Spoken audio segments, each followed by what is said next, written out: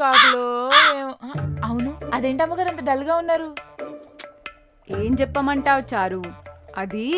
అది ఇది ఎందుకులేండి, ఉన్నదే చెప్పండి.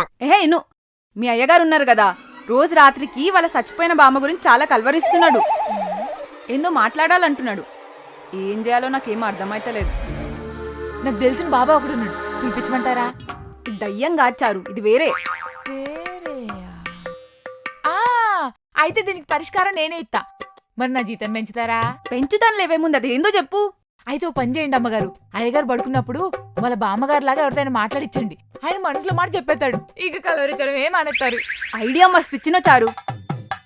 ఇప్పుడు ఎవరితో మాట్లాడించాలే? చారు, ఇట్లాంటి దానికి నువ్వైతేనే కరెక్ట్. మస్త్ హ్యాండిల్ చేస్తావు. ఏంటి దొబ్బేస్తున్నారా? ఏంటి కామెడీయే? ఏంటి దాదాగిరియే? ప్లీజ్ చారు, ఈ ఒక్కసారికి చేసే. అమ్మో నాకు తెలియదు అమ్మగారు, అసలే మా ఆయన ఇలాంటి ఏం చేయొద్దన్నాడు. ఇప్పుడు చేసినావంటే నీకు శాలరీ ఇంక్రిమెంట్ పక్కా.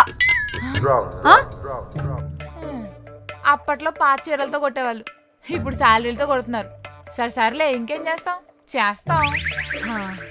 సర్లేండి అమ్మగారు, ఇప్పుడు నేను పని చేసుకొని సాయంత్రం అవుతానే. సరే సరే.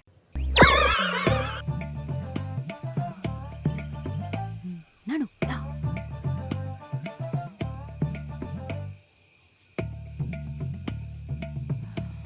ఆడిపో.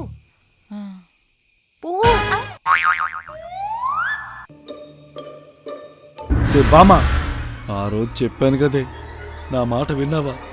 ఇప్పుడు చూడు ఏమైపోయిందో. ఏంటే బామ్మ ఇదంతా? బామ్మ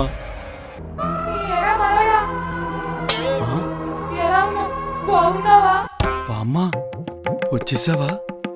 నన్ను కరుణించావా? ఎప్పుడు పుల్లలు కలుపుతూనే ఉంటావు. అవును, ఏంట్రా గెలవిస్తున్నావంట? ఏమన్నా చెప్పాలా? చెప్పాలా?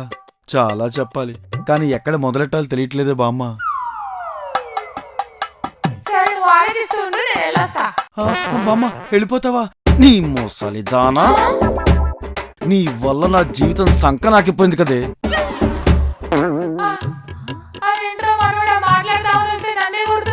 కొట్టాలా చంపాలా? నువ్వు చచ్చిపోయి కదూ, నేను కొట్టాలా మళ్ళీ చంపాలా?